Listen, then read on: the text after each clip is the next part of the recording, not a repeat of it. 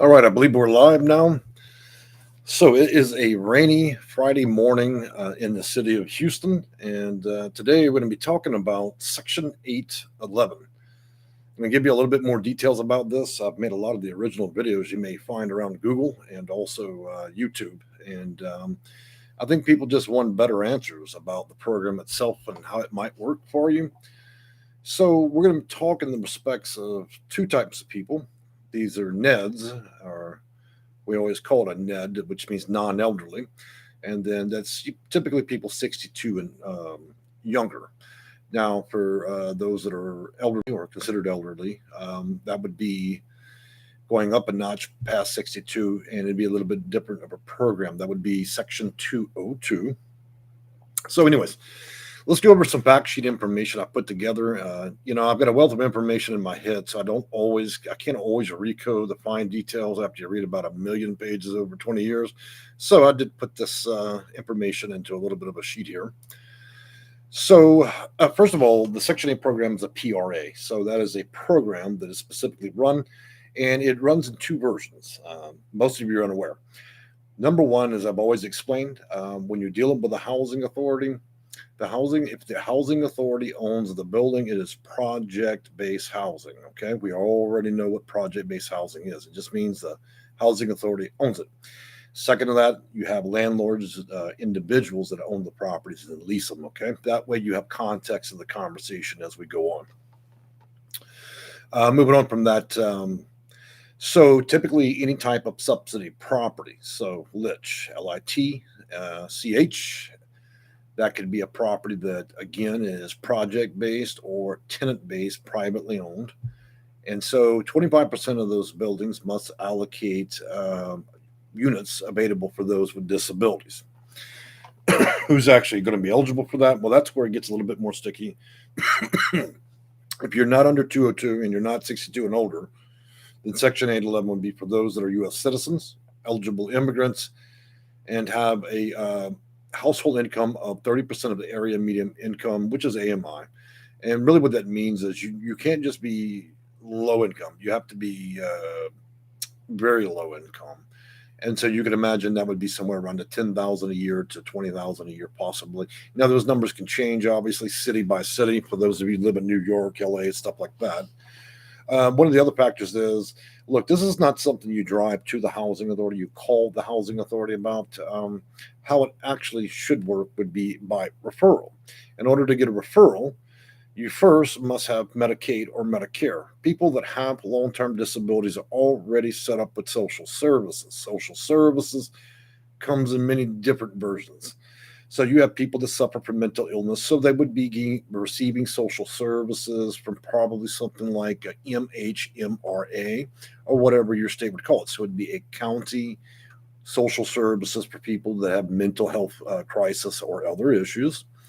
For those of you that have physical disabilities and other issues, you may be going through social services / your county or / your state. So it needs to be county or state owned. The referral would likely be in conjunction with your Medicare or Medicaid. If you don't have that, then it's just as unlikely to happen. And again, you're establishing that you're receiving social service because you're extreme low income.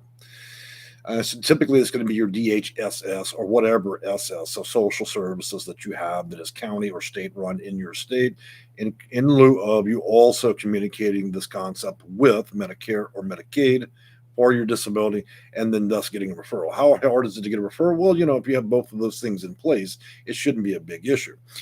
Look, Section 811 is not a specific voucher.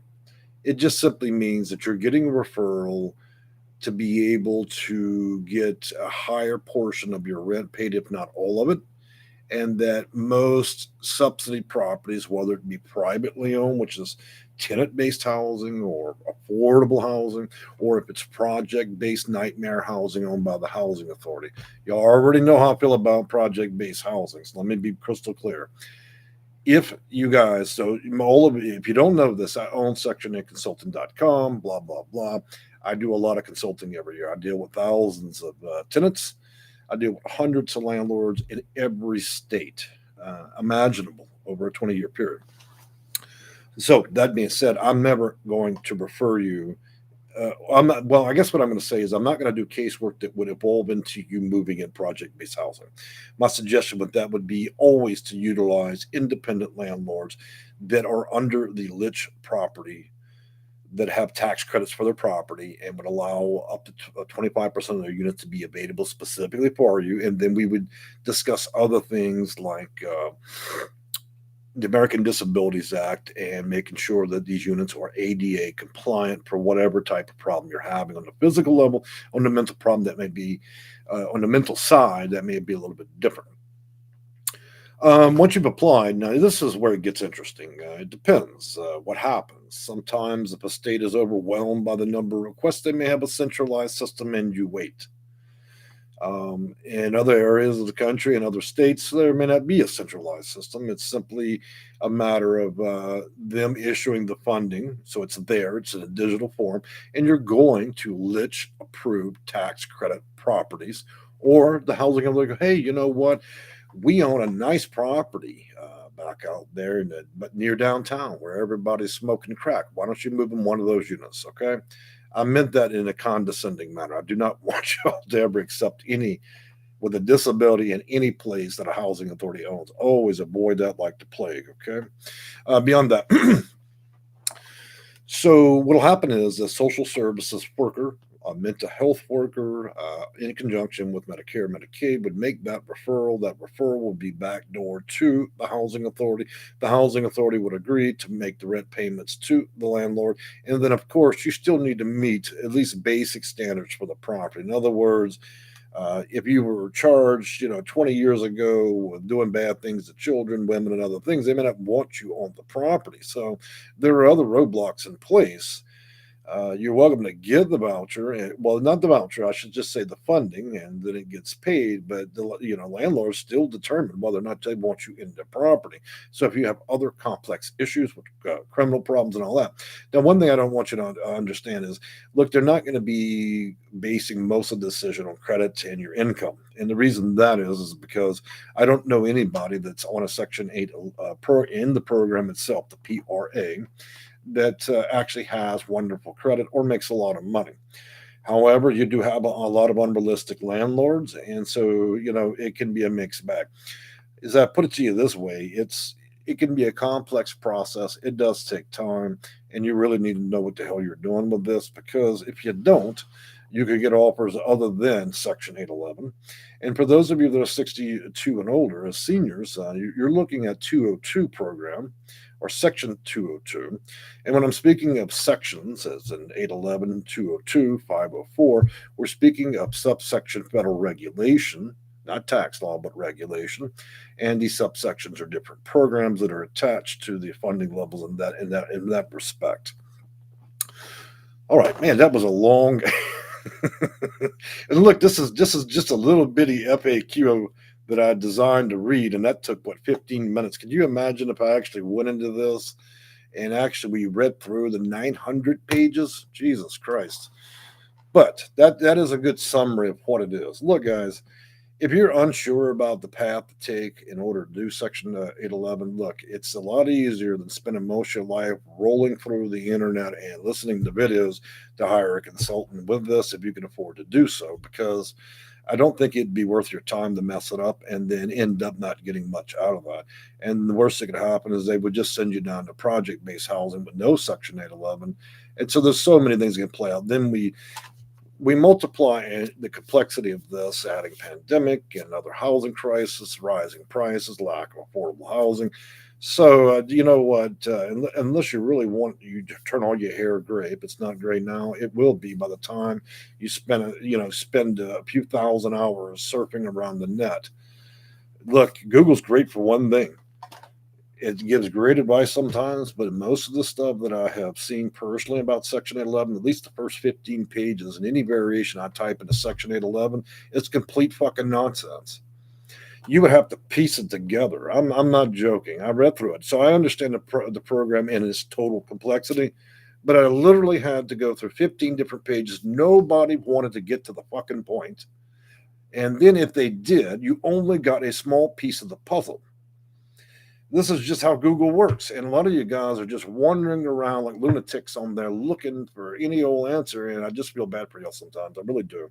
Because people don't have time for this kind of bullshit. I think we need a more forward program where it just says, okay, here is what it is. This is the steps that you need to do, and just cut the horseshit with this. It's annoying even for me, because I have clients come to me and they're aggravated. They're frustrated with this because nobody, why did it take 2,000 hours of research to reach a conclusion that we could have covered in 2 minutes flat? Now, I'm not suggesting you know everything in 2 minutes, but the conclusion of 15 pages of reading was half an answer and no closer to the goal. So yeah, it's all up here for me, but and it will be for you. But that's really what it is. So I'm going to take on a few questions here, and as you may know, guys, I see there's 18 people here now. There is a chat window. And that chat window may be displayed on your laptop, your desktop, your tablet, and the phone. I'm not real good with the phone part, but you can chat with me live. If you have questions about Section 811, Section 202, Section 504, VAWA, and I can name over 100 different programs that are attached to these vouchers, now would be a fantastic time to ask, because you're rarely going to find somebody like me who spent, a quarter century almost doing this, over 20 years now. So I know. And the reason you know that I know is because when somebody's lying to your face, they always have to think about the bullshit before they say it. Anybody can ask me anything, and my answers will match very closely with federal regulation, with Title 24, and also with all the data manuals. And then you go on to that to policies, procedures, and so on, which are tens of thousands of manuals that are issued to every county and state. And that's how they mandate and operate each one of these programs. And so that does take over 10 years to read all of that. And this not including tens of thousands of pages of legislation that I've read. And then every time you get a new president, they want to change the game. And then you stack the program over a 40-year period, and we change it every 4 years. So you can imagine that I'm like a walking library. In addition to that, then I've also diversified my portfolio by dealing with all 50 states, nearly half the counties in each state over time. So I know every variation of every situation from every housing authority. Even people that worked at the housing authority who decide to come here and do what I do, they would only be limited to what they've learned from their county. So you're talking to me would be like talking to several hundred housing authority employees all at once and then putting it all in your head. And no, I don't have a high IQ. I think mine's pretty average. So let's just say there's something we're all good at. Some of you are good at gardening. Some of you are good lawyers. Well, I'm good at what I do. I would dare say that I'm definitely the best in the nation when it comes to this. All right, let's go into those questions. Did you talk about getting a referral from a medical provider? Yes, I did. So back to Section 811. Yes, referrals from state and county offices that deal with people that have disabilities, social services, child services, the Council on Aging, and for those of you that have mental health issues or crisis, that would be MHMRA, and that acronym there means Mental Health Department and such, and that name can change city and county, okay? The North and the South have different ideas of what they call that, but it needs to be an organization that's run by and funded by the county or the state. This cannot be private doctors and so on, okay? County works with county, and then the county people make referral, then make contact with Medicare, Medicaid. Once you have an established long-term disability, okay, you're in a wheelchair, you're not going to walk again unless God comes back or you have a surgery, right? So that would be long-term. Other things can be long-term. You could be long-term bipolar, schizophrenic, and other issues like that. Your children could also be disabled and can be put under that program as well. So you have children that have severe autism, and Asperger's, and other issues. That's not going to go away. However, it's something that could be utilized in the program to get Section 811, even if, in fact, the parent is not the person that is suffering dually from the problem. So there's a lot of different angles to that. I'm sitting here and I'm thinking about a section of 35 pages, and I'm thinking about all the loopholes I can jump through with best for my client, because that's what I do. It's when you go to court and you rob the bank, you need the best lawyer you can get. Well, the reason the lawyer is good is because he's read everything, he can recode that information, and he knows exactly where you can jump through. Does that make him probably need to go to church every Sunday? Maybe so. But look, you're not going to win this with honesty. Nobody's asking to break the law either. But look, you need to, if you're going to play the game, then you have to be better than the people that created it. That's something I preach widely throughout my channel. To be exceptional in your ability to understand the programs you're involved in. A lot of my clients, I issue the actual manuals too. Okay. So it's like a weapon. Once you understand a program for what it really is, then you're able to look at it. If they made the fatal mistake of errors and other ways it could be exploited, well, that's their problem, not yours. Okay. I can't think of any situation where you need a voucher or housing that ends up being honest. Okay. How many people do you know that run both the church and the property? Okay, they're in it for the money. You're in it to get a discount. So do you think everybody at the table is going to be honest? Probably not. All right, let's get on with some of these questions. Hopefully you guys can hear me better today, because if not, I'm going to take this $400 microphone and I'm going to skip it out my window and watch it spark off the sidewalk, because I've had enough of this fucking thing not delivering my voice. I made a whole video, and apparently all I was given was lip service and no voice. That drives me absolutely wild when I'm on a video for an hour and not a single damn person told, hey, man, look, we can't hear anything you're saying. So you guys let me know, okay? All right, Kelly Rabe, welcome back.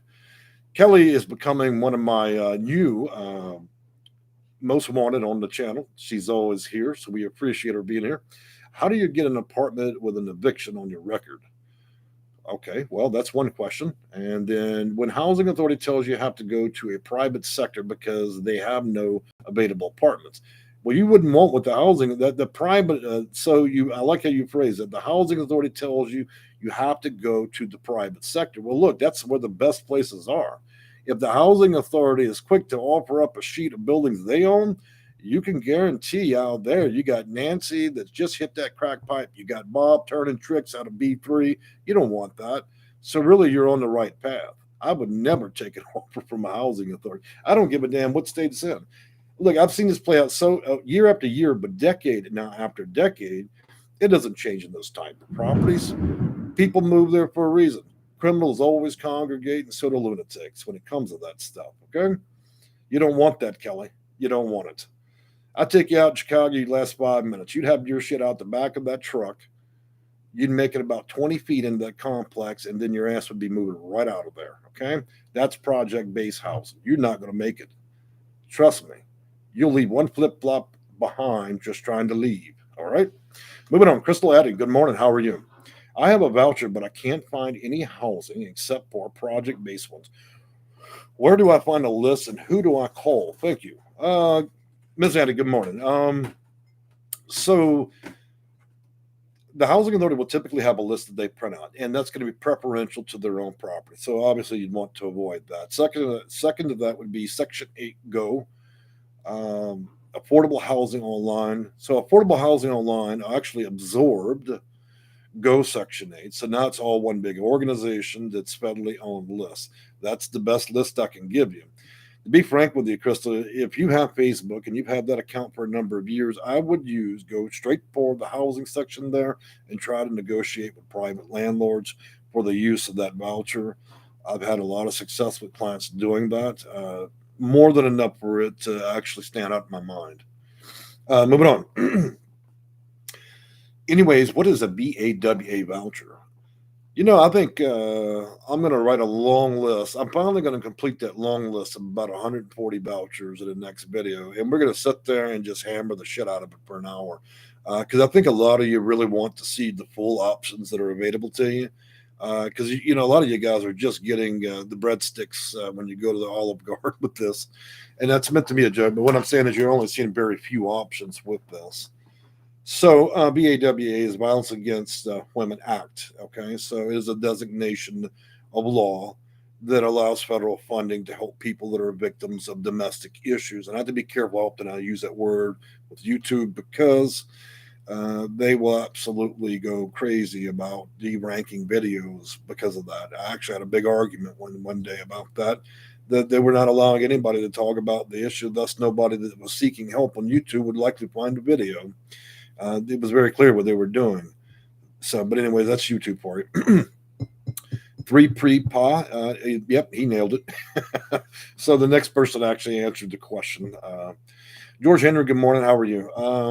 I have an HCB. I have disabilities. Should I try to switch over to Section 811? Yeah, your next call, George, should be to give Medicaid a call if you're actually receiving that, and then start setting that up. And then I would start probably Monday morning, go down if you've got physical or mental or both. Start, even though you're receiving private care, maybe even have wonderful insurance, go ahead, go down there like everybody else. It's like going to the DMV trying to deal with anything social services. Yeah, it's a pain in the ass, screaming children and bullshit in the waiting rooms. But the thing about it is, you want that connection. So once you have the connection, you can get the referral. Then they're going to work with Medicare, Medicaid. Then you're on the way, and you don't have to keep going back to that squirrely situation. And I've got to remind you guys, anytime you deal with a county and state health or mental health, it's a lot like going to the DMV. You just got angry people pissed off about life. They've got barely a nickel in their pocket. So it's a nightmare to sit through it. But look, you're just there for one reason, to establish that you're receiving services from social services, and that is it. So, play the game. That's what it is. Play the game, and for all it's worth. And then so it is a game. But what I'm saying, I guess more specifically, is follow the policies and procedures that compel them to do so and give you what you're looking for. A lot of you guys object. Oh, well, that's just a waste of time. Why the hell would I want to sit there for 2 hours? Because if you follow the policies and procedures that they don't like to tell you, then what you'll do is you'll chase your tail less, and you'll get what you want. That's the thing.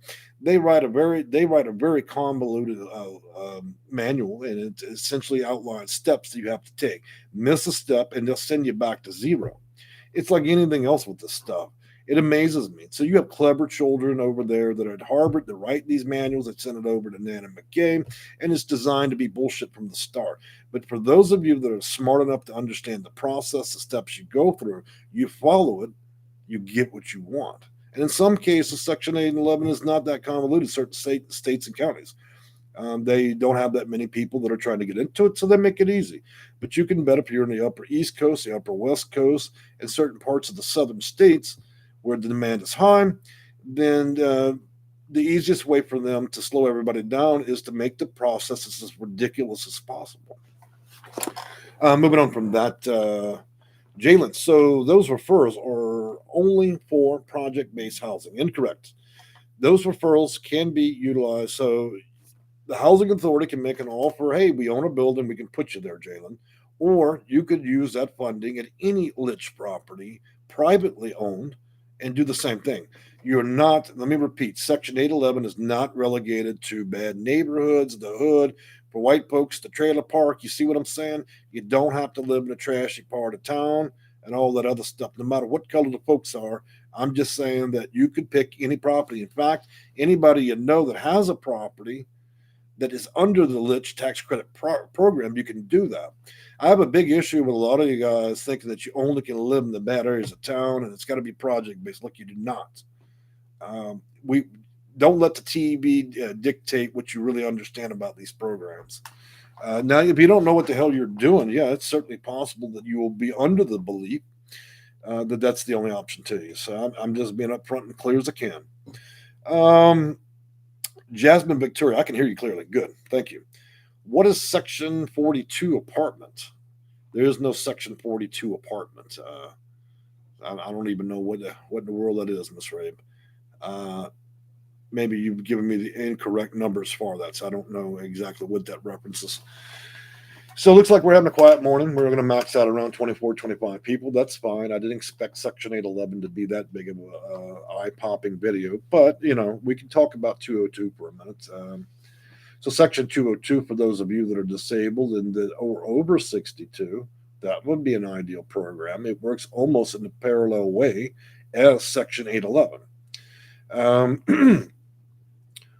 Applying for that's a little bit less convoluted because typically people that are over 62 are granted vouchers with a little less impunity.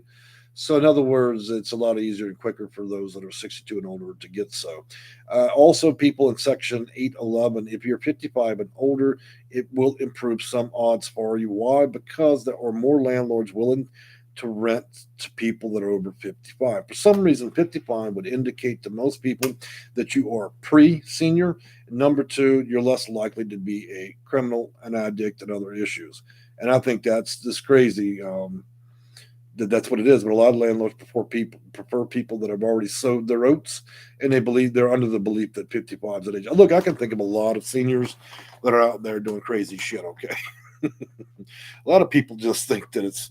Look, you know what? I got a landlord out in California with 400 units. Okay, and it's a lot of them are seniors. If you don't think bullshit doesn't go on in that property where it gets wicked, you're wrong. I've seen grown women pull each other by the hair. I've seen slaps, punches, kicks, threats, all kinds of shit go down. Old people can get down just like anybody. I don't give a damn. And I'm not just talking about, I'm talking about people in their 70s. If you don't think those people don't know how to get down and handle their business, they do. Okay. Not everybody's watching the Wheel of Fortune that's got a Section 811 program. Okay. Period. And just because somebody's disabled, don't mean they're not going to come out there and clean your clock. I've been at these properties. I know. I've seen it. All right. So, anyways, Jalen, my question had two parts. Well, Jalen, the second part, I'm out to charge $1.99. Search shields. I'm under 62. Okay, well then Section 811 may be appropriate if you meet all the requirements. AG says exactly, so I believe that you're probably agreeing. You know, guys, I don't know if the video has a delay. So when I see your questions, I don't know if y'all are responding to something I may have said minutes ago. I'd love to know one day whether or not this video is actually reaching y'all at the same moment that I'm talking. So, Monette Jenkins, good morning and welcome. I'm going to have a sip of coffee, guys, while we sit here and ramble a little bit this morning about Section 811. Hello, I would appreciate a list of all possibilities. Well, people in hell want ice water too, Monette Jenkins, but I don't mean it's going to happen. A list of all possibilities. That would be a credible list. And I meant that as a joke, obviously. I'm not trying to be ugly to Monette Jenkins, but truly that so you're asking me to do a lot of work there for sure. The better way to approach a situation when you want to know more about things, guys, would be to do it this way.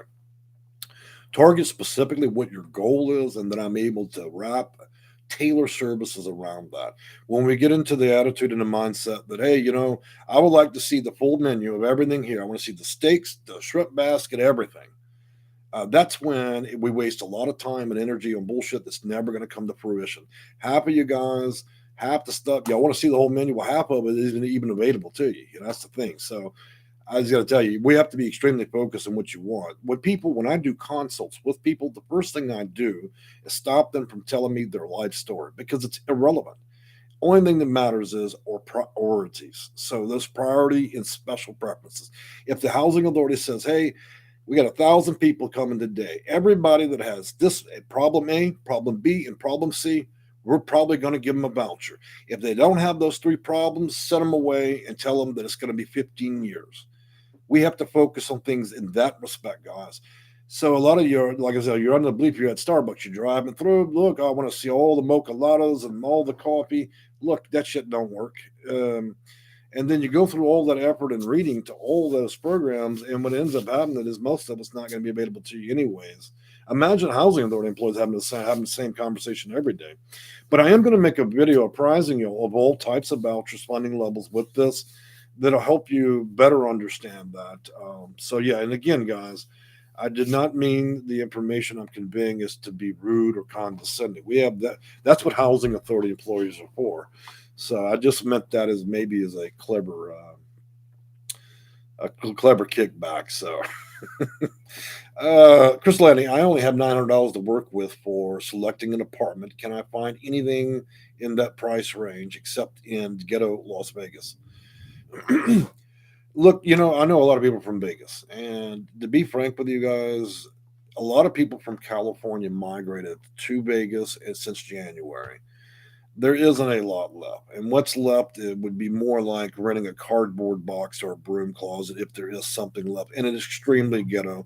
And then the property will put you in high propensity areas for drugs, alcohol, and gang activity.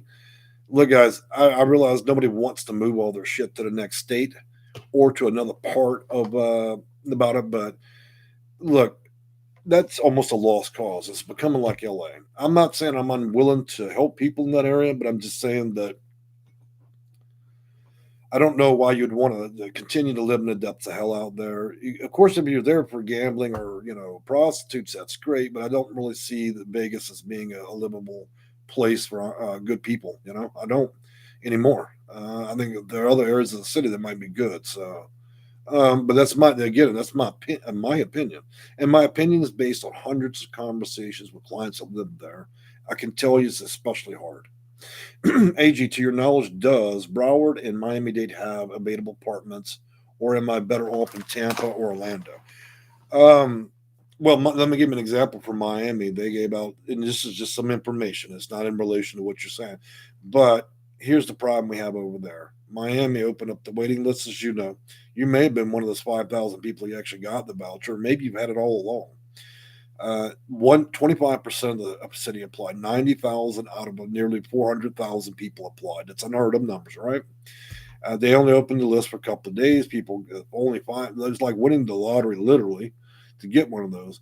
And my understanding right now, from working with several brokers, real estate agents, and investment groups in the Miami area, if you don't have big dollars, it's next to an impossibility.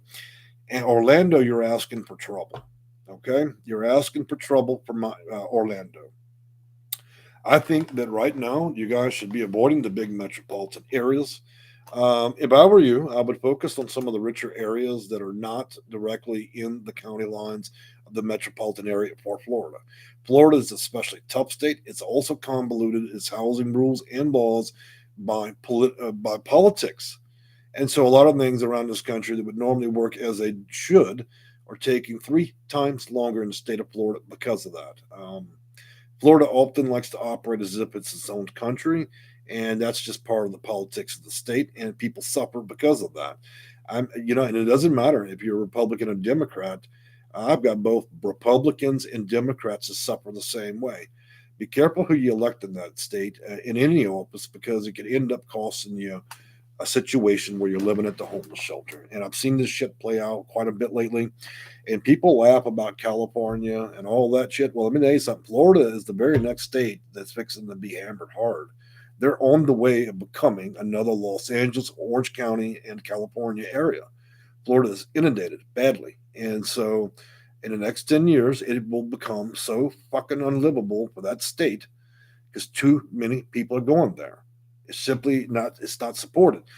Too many people are old there, so there's not enough tax base. So when you start seeing the beaches and the whole coastline turn into doo-doo and drug needles and shit like that, that's because we're cramming too many fucking people there, and the homeless populations are astronomical. People in other states and cities have figured out, especially the homeless, they're migrating there like there's no tomorrow. And I have no objection to homeless people. I deal with clients that are homeless every day. Florida's got a problem, serious one. But to answer the question in a very basic nature, I would avoid. I would say Tampa might be an option. Miami, no. Orlando, no. Don't even think about the Keys either. That's a disaster. Let's see what else we got here. Monica Jackson, hey, we got you, Jack. Appreciate that, Monica. Crystal Addy, Section 8 Go gave me eight apartments. I think the city gave out about 500 vouchers. Well, that's not a bad deal because I'm surprised they're giving out any. To be frank with you about Vegas. AG, wow, you're so right. Yes, the homeless are harassing me on the beach. Now let's talk about homelessness real quick, okay? Because I have clients that are homeless. There are homeless that engage actively. They're not in recovery. They engage in drugs, alcohol, prostitution, and gang activity. But by portion, greater portion are just simply people that have fallen on hard times. I want y'all to be able to distinguish that difference. Okay, there are people. Trust me, the real homeless do not care. They're not interested in being housed. They're not interested in a homeless shelter. They don't want to go to the shelter and get a rubber mat and a ham sandwich. Okay, they live in the bushes. They do what the hell they want to do, and that is what it is. So when I say homeless, the hardcore, that's specifically who those people are. They're not interested in the Section 8 voucher. Period. They live by their own rules, and that's what it is. Now, for those the rest that are all running and cramped up in the homeless shelter, those are the people that don't know how to survive those streets and the realities of those streets. And that's most of my other clients are ordinary people that fell to one of the lowest points in their life, and they're looking for a way out of that. I'm not ever going to talk down about homeless people because Before I ever arrived at this part of my life, I spent almost 10 years on the street because I got put out my own home as a teenager. Okay. 16. From 16 to 26, I spent that time on the streets crossing the nation. So for those of you that don't think I understand the system, I understand it because most of you could never have walked a decade in my shoes through that period of my life. Okay. Big contrast to owning that and now having a 5-bedroom home. Big difference. Okay. I wasn't wearing gold watches and I certainly wasn't a consultant then, but it was through that adversity that I learned much of what I do today.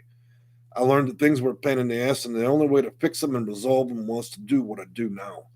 It took many hard times and long times to figure out these things, and so we have where we are today.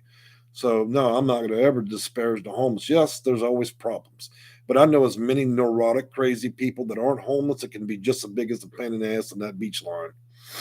Trust me, I've got clients that call me that man, it's like I struggle with the phone conversation because it's difficult because I know that they're struggling with interpersonal issues and I want very much to help them, but their view of reality is so skewed that you don't know if they're ever going to change or be able to accept housing willingly.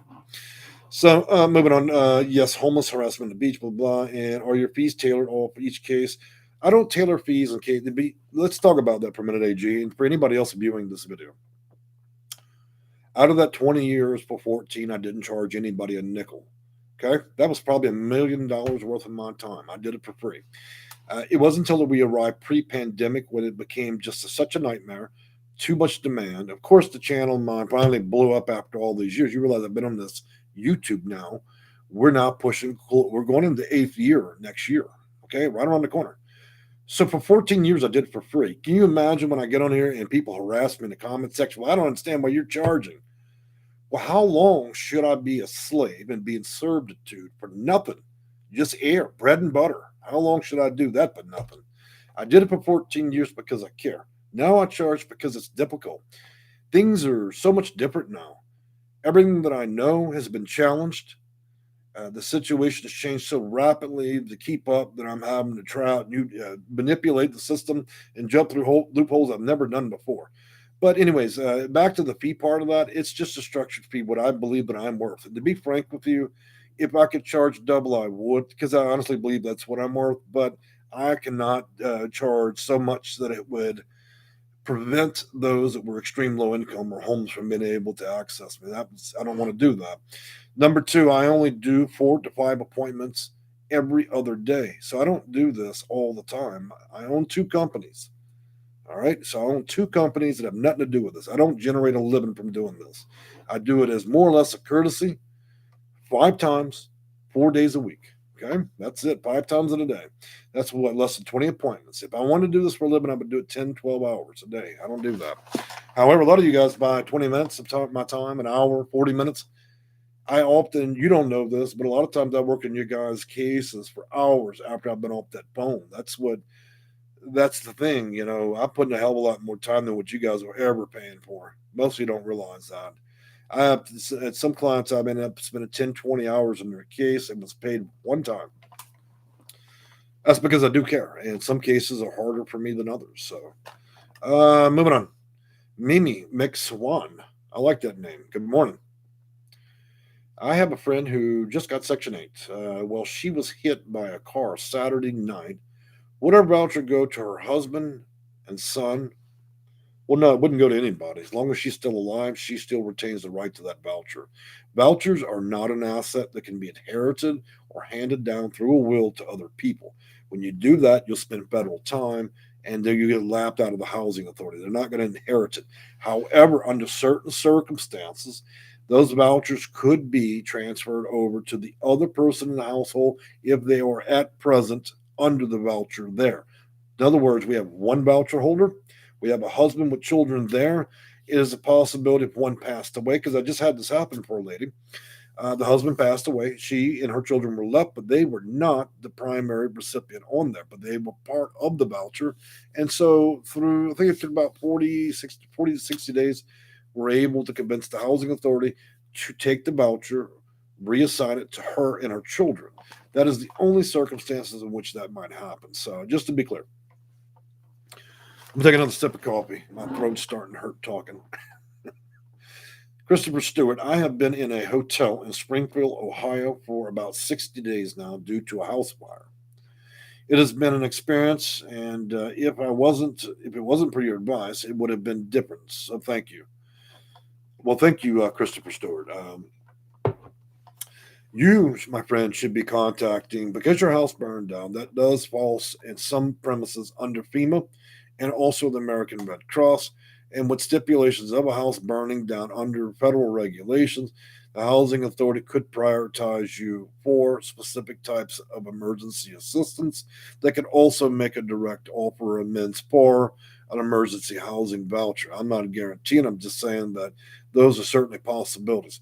By virtue of the fire, you have been made homeless as well and would entitle you to all the rights and privileges under rapid rehousing and PSH if you have a disability from through the COC program. So I'm spewing out a lot of different programs and so on. I'm just saying there's lots of options that could be available. Um, Springfield, Ohio is not a major area. It's not a major city. It's not LA. I don't see Ohio as being a big crisis for housing. I think there's a level of difficulty getting through the system over there, but I don't think it's absurd, not like most of the country. Letitia H, just tuning in. Good morning and welcome. I'm glad you're tuning in. Glad to have you. I'm having another sip of this coffee. By the way, this is my, those ridiculous coffee cups I sell on my website, on this YouTube channel. Looked at prices because the company that pays $1 for these cups, they take that $5 that I want and then they have to multiply it, rip me off, rip y'all off. That's why I've never successfully sold one cup, overpriced cup, coffee cup on this YouTube. It's a travesty, right? So YouTube gets cut, they get the big slice of the cake. Then the other rip-off company that know they bought these damn things for $1. I'm not stupid. I know they got these things probably by the shipload from China. And then by the time I'm able to offer them to y'all, it's just something stupid. Nobody in their right mind's going to give you $20 for a coffee cup. So they sit sadly on my YouTube channel. But I do own one, so. All right, let's see what else you guys got. I have no disability and I'm a veteran. Okay, so the first thing, Christopher Stewart, that comes to my mind is the fact that have you gone down to the VA at all? Because my dad's in VA, obviously, but we do have HUD bash party, so I would not accept HUD bash unless you got it directly to the housing authority. I don't think HUD bash is always an adequate answer to things because there's a higher propensity for veterans to either be very normal or to do things that are highly unusual. I've seen, and you want to avoid HUD bash total properties, which means veteran only. A lot of that is drug ridden, my friends. So just be careful. You can utilize HUD bash to get a voucher, but I would avoid veteran only properties. It's sad, but it's just a reality that a lot of people have given up and have involved themselves in a lot of illegal activity. I would compare HUD bash properties as close to project-based housing as anything. And if the housing authority owns HUD bash, then it's twice as bad, okay? So I do respect and honor our veterans, even those that have lost reality, but I would not advise utilizing that program specifically to be that type of property unless you actually have to do that, okay? Oh, let's see. They have been trying to get me in to the VA. Just seems weird and kicking folks out for anything. And they could, yeah, that's the unfortunate case with that. Red Cross wouldn't help because I was hoping to keep the house. I understand. Well, you have a complex case, Christopher. I mean, that is a reality. I think what you're going to realize is this is going to be a little bit overwhelming for you. You might actually want to actually speak with a consultant with this because the only person out here that's going to have the kind of knowledge you need to be able to navigate the system at any good speed would be somebody like me because, and I'm not suggesting you hire me. I'm just saying that you right now you're just kind of wandering around the dark and you're only hitting certain things. So yeah. All right, moving on. Monica Jackson. They bought them from the Dollar Tree. I bet they damn did.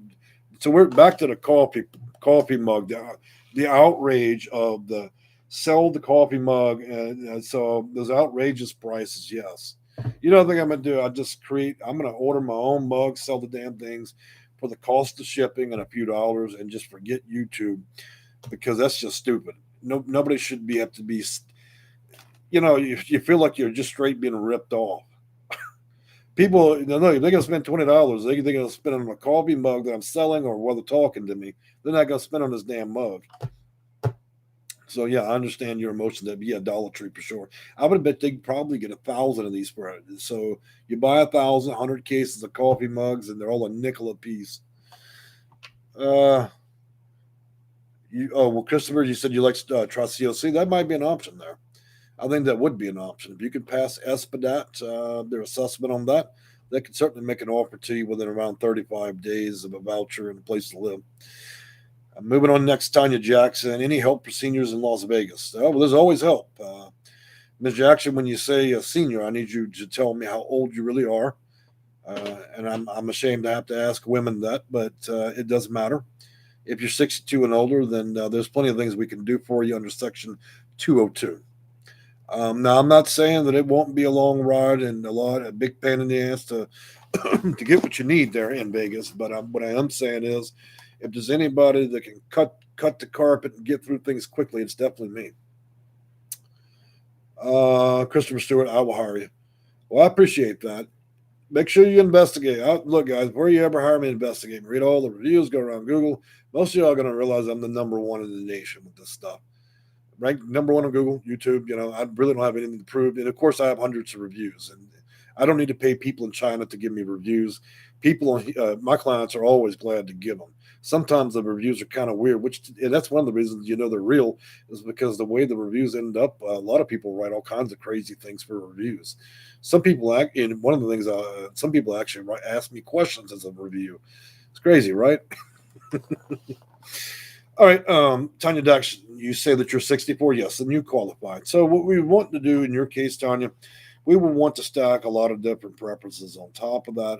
But I'm unclear as to, are you currently seeking a voucher? Are you looking for a low-income, affordable property?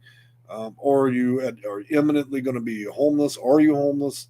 So there's a lot of questions involved. The more questions I ask. So like when I talk to people on the phone, I don't want to hear your story, because there are specific things I need to ask to cut through the conversation quickly. The more questions I ask, what I'm doing is I'm systematically eliminating different programs that you could not get. And then I'm thinking, okay, then I'm thinking about the different preferences we'll need to get to make your case more powerful. And you'll see a lot of it is I have a very good way of doing what I do. So you're looking at emergency Section 8. So that would be on referral, COC, or county side. That's a bit of a process, and it's not always guaranteed, but it's a certain possibility. George Henry, once I get a Section 811, will that make it easier for me to port my voucher?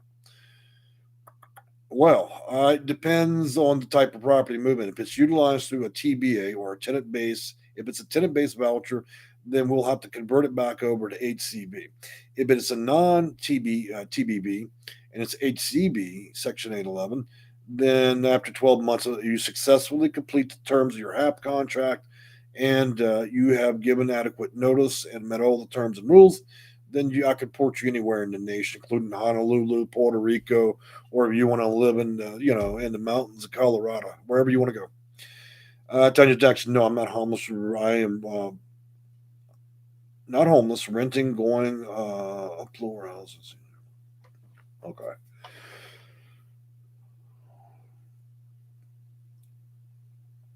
Seniors apartments are very expensive. Okay, yeah. So I think what you're looking for is going to be probably a LIHTC property, Tanya. So that would be a subsidy property where you're not really applying for a housing choice voucher. You're asking the housing authority to subsidize you under 202 and under LIHTC program. So again, Tanya, that's a bit of a process. Look, you guys, a lot of this stuff, okay? A lot of you are under the impression I'll just go down to the housing authority and have them print out a paper application. I'll write some stuff on that application and I'm going to get me a voucher. It doesn't work that way.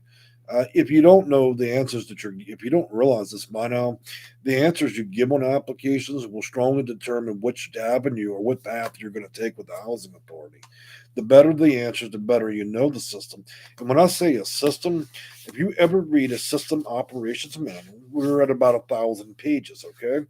And so they're looking for particular things. If you fuck up and say the wrong thing or do or act in the wrong manner, then they will start eliminating you from different things that could be available.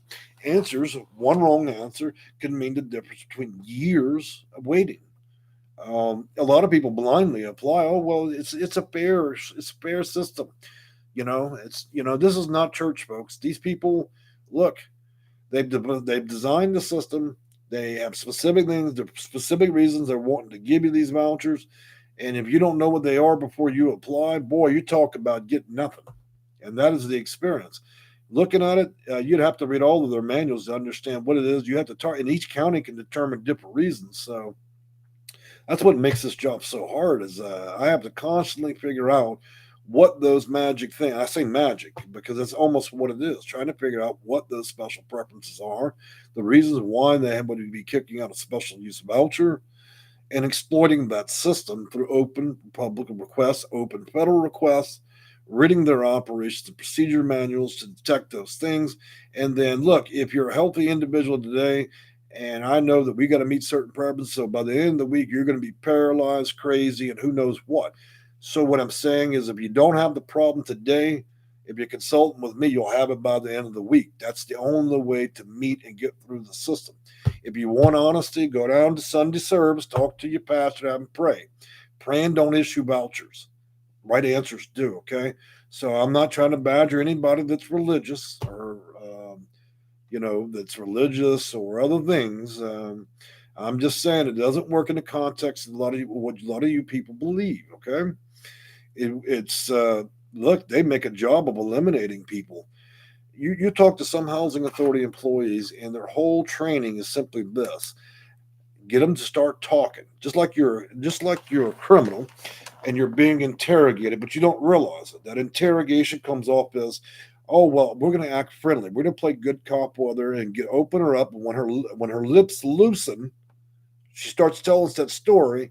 Then we're going to start looking for ways of what they call process of elimination. They're asking questions not out of care and concern for you, to say it in a friendly way, but what their intent is, okay, now we've got her. We can eliminate her. Thank you, Sally, for coming by, filling her application. Unfortunately, you've given the wrong answer. We'll see you again in 2023. Goodbye. You guys don't think this works that way. I've watched lots of people walk out and just say, fuck it. Okay? And then a lot of you guys are looking for you're going to the housing authority. You give them, hey, I got a question here. How do I get a voucher? Could you tell me all the great reasons I could get one? Can you help me get through that loophole so I can be the one person this month that gets that voucher? The people aren't going to tell you anything. If anything, they're trying to discourage you. What? And so they'll answer the phone in the manner of, "Hello, how are you doing?" So you're looking for a voucher. Right now, we've got a 95-year wait. Did you have any other questions? Now, is it true that they have a 95-year wait? No, but they achieve the goal they're trying to do, and that is to discourage you from ever bothering. You hang up angry and pissed off, and you're unlikely to call again. All that was achieved by a lady they just hired at the housing authority. They're paying her a nickel an hour. Her whole job is to run you the fuck off and not tell you anything. A lot of you call down here and you believe any shit that rolls out their mouth when it's not true. I had one housing authority was going around telling people every time they call, I need to get a voucher. You know what they tell people? Unless your house burns down, we're not giving you nothing. So that was the truth, but it was not the whole truth. You see the point? So the truth was they had a lot more funding for people that had a house burned down, but there were 9 additional reasons. But see, they can be clever and tell you the truth, but not all of the truth. If you want to know the whole truth, talk to somebody that can tell you everything that's in their manuals and their training manuals, or you go to the same people that you want something from. They're not going to teach you anything. That's not their job. Their job is to keep the numbers under control and only issue vouchers when they absolutely find somebody that's clever enough to get past. And that's the sick reality of it, and it hasn't changed any. All right, so I've given that speech like I've given a lot of videos, but I have to clear it up that this is supposed to be some simple service. You go down, I fill out my name, my social security. Oh, by the way, I'm old and I'm handicapped. Well, so is half the fucking nation. That doesn't mean they're going to give you anything. So what I'm saying is it's not an impossibility that when you're old or your disability, What the impossibility is unless you come up with more stuff to stack on top of being old or disabled, then you're not going to get anywhere fast. That represents like 80% of the reason why most people apply. So you're in a massive pool going nowhere. So why would you use somebody like me? Because I know the other 13 reasons you can stack on top of that. So what happens is you started at number 10,000. Okay, well, I'm a senior and I'm disabled. But then we add another preference to that. You just shot from 10,000 to 6,000. Then we stack another one that you didn't even have that problem. But at the end of the month, we figured out a way for you to have that problem. Now you've gone from 5,000, you've gone to 3,000. So you guys, like I'm going to tell you, is you decide how long you want to wait. If you do it yourself, then you start at point number 1 and you get there eventually. You'll get there when you're 92 and a half. They will come out there, the housing authority will come out with a shovel. They'll dig up your coffin. Sorry, you didn't answer your coffin door. You've been eliminated. We had a voucher for you, but unfortunately, we told you we were going to call you 26 years ago. Now you're dead and you're not answering the coffin door, so you've been eliminated again. Please call back and apply again. I'm not joking. It's just that shitty sometimes. It pisses me off to talk about it. But I'm serious. A lot of you guys just do it yourself. Oh, well, I've watched 1 or 2 videos. I've got this. Yeah, you've got it 20 years from now.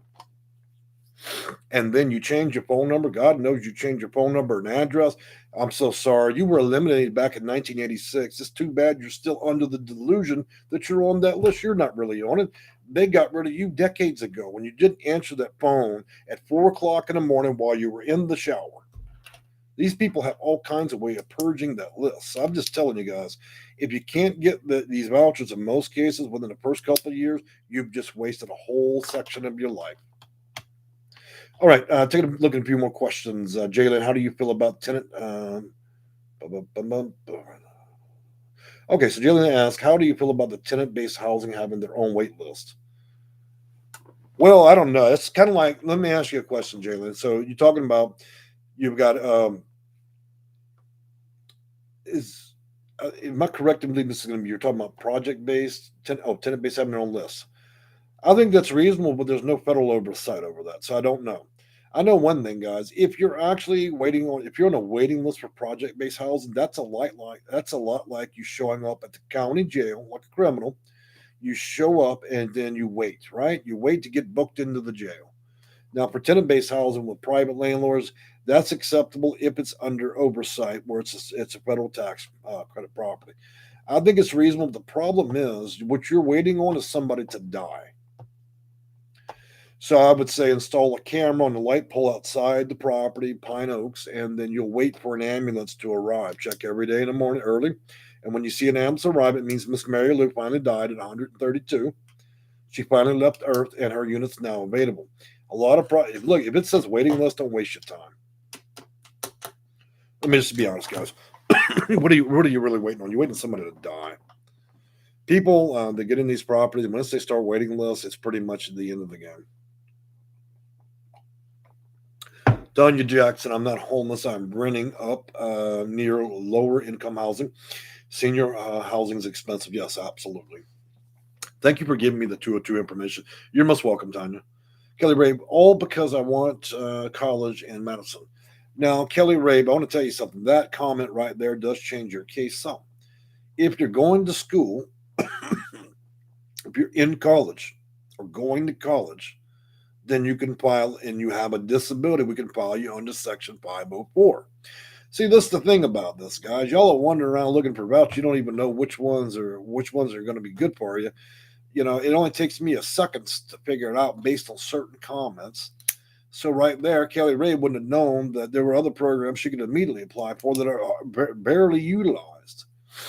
Did you know, you guys out here that have HIV and AIDS, you have HOPA, Y and Right program, get vouchers quicker than anybody? Those of you out there under the VAWA program get housing vouchers quicker. Those that are under HUD-VASH, see, y'all don't even know what's available to you or the reasons in which you could utilize it. Look, if you don't know, hire somebody. Otherwise, you're going to spend your life just going in circles. Good morning, Gale Resources. I finally talked so long that I was able to see Gale Resources. So anybody that knows her, she's been around the channel a long time. She's a good person. She does a lot of the same kind of work I do. I think she's knowledgeable. So, Gail, we're getting ready to wrap this up. I think we've been talking for a bit among a few clients. Friday mornings are not the best time, and we don't have the biggest crowd, but that's all right. I wanted to address people, in the morning sometimes rather than the night because we have early birds. So, if anybody else has a question about Section 811, Section 202, please ask now or forever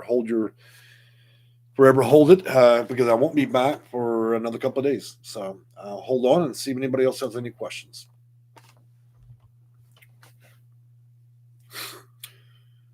It doesn't look like we have any further questions. So last thing I'm going to leave everybody with is this. I'm going to give you all a link. If you decide you honestly can utilize my services, then do so.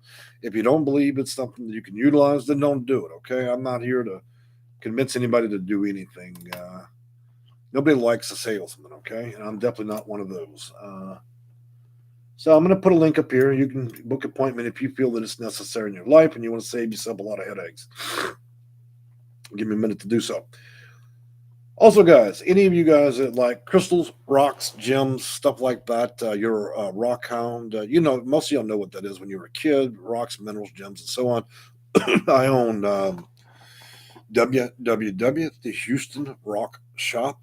Y'all should check it out. I realize only a small portion of you here for that. I don't think most people that are low income are looking to blow their money on crystals, minerals, gems, and geos, but I know a lot of y'all are collectors. If so, you should go and visit the channel, my other channel, okay? Warning, do not come to that other channel and send me emails or anything about Section 8. I don't want to hear that because anything about anything to do with this channel because that is something that I enjoy. It's more of a hobby for me, and it's a business that does well. But I don't want to hear about Section 8 on my other channel. Okay, guys, just keep that here. I don't want that chasing me around. So there's a booking appointment there in the live chat. For those of you that feel like I said, you can utilize that service, do so. Beyond that, guys, I'm going to wish you a good morning. I've enjoyed talking with you. Next time, I think we'll just do this around 5:15. So if today's Friday, y'all can expect this video to be published. The next video live like this with questions is going to be between 4:15 p.m. Central Standard Time in Texas. If you don't know what Central Standard Time is, look on a map. It'll tell you what time it is in Houston, Texas. And so it will be between the 4:15 to 5:15 time p.m. there in Texas time. And, if you want to come visit and you got nothing else to do on Sunday, come on down here and listen to me rant and rave and do all kinds of crazy shit on here because that's what I do best is talk about how I can help people, but I also try to keep it interesting. Okay. Y'all have a good morning. Bye-bye.